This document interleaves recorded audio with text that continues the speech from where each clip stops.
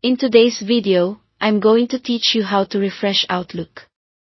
If your inbox looks a little behind or you're waiting for an important message to appear, a quick refresh forces Outlook to contact your mail server and update your email, calendar, and other sync items.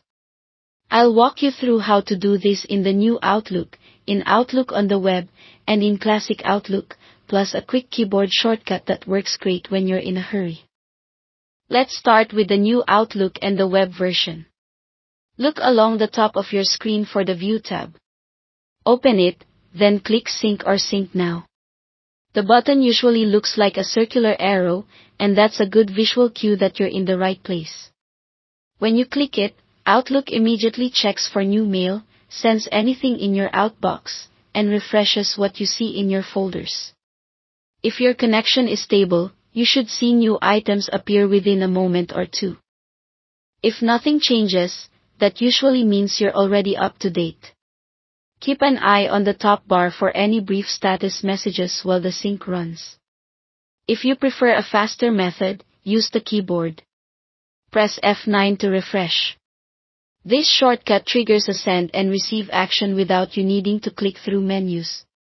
Just make sure the Outlook window is active so the keystroke applies to the app. On some laptops, you might need to hold the function key to use F9, depending on your keyboard settings. It's a simple habit that makes keeping your mailbox current feel effortless. Now, for classic Outlook, the wording is a bit different but the idea is the same. Go to the Send Receive tab at the top, then click Send Receive All Folders. This tells Outlook to sync every folder across every account you've added, so it's a thorough refresh.